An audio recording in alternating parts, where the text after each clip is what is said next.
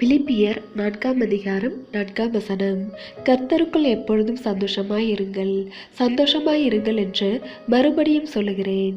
கிறிஸ்துவுக்குள் அன்பானவர்களே, மகிழ்ச்சிக்குரிய சூழ்நிலைகளை அமைத்துக்கொள்ள நம்மால் முடியும். ஆனால் மகிழ்ச்சியாய் இருப்பது என்பது நம்மால் முடிவதில்லை.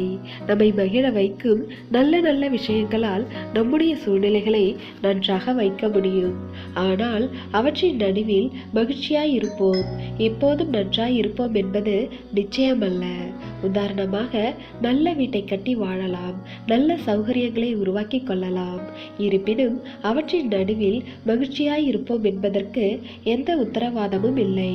ஏனென்றால் நாம் நம்மை சுற்றிலும் சூழ்நிலைகளை எப்படி வைத்துக் கொள்கின்றோம் என்பதல்ல, நமக்குள் நம்முடைய இருதயத்தை எப்படி வைத்துக் கொண்டிருக்கின்றோம் என்பதே முக்கியமானது.